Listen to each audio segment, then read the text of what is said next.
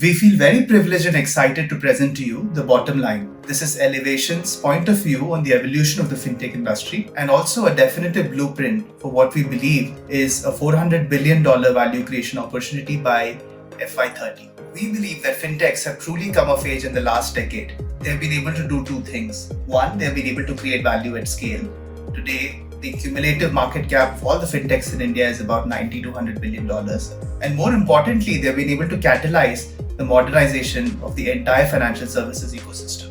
In this report, we also introduce our 4E framework. These we believe are the four vectors along which fintechs will create value and truly drive the modernization of the financial services ecosystem.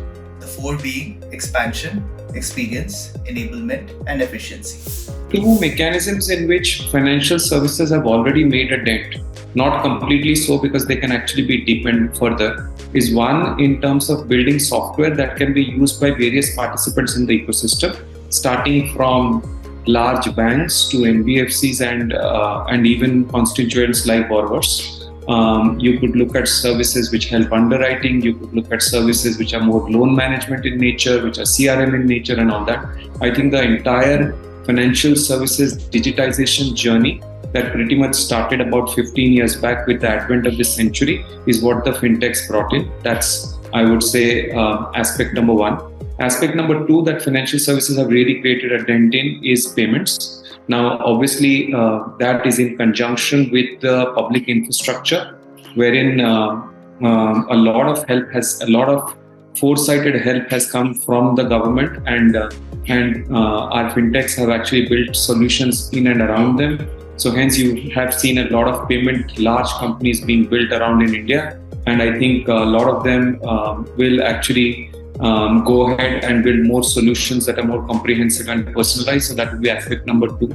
I think where fintechs have attempted but not really been very successful around is the one around financing directly. Predominantly because financing in India tends to be very complex and also tends to be something which you cannot do purely from a technology standpoint. You have to combine some kind of an offline services.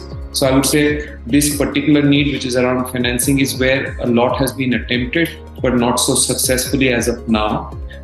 Having said that, what are newer horizons? I would say other allied financial services would be the newer horizon. But if you can get the first three right, which is financial products for members of the ecosystem, payment which is personalized for nodes of the ecosystem, and financing which is all pervasive for the entire ecosystem, that would be probably the best in the world. I think India has a great chance to actually be the shining light when it comes to solving for all three, because I can't think of a single country that has actually built all three simultaneously.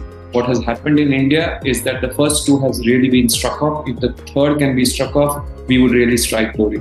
Please visit bottomline.elevationcapital.com.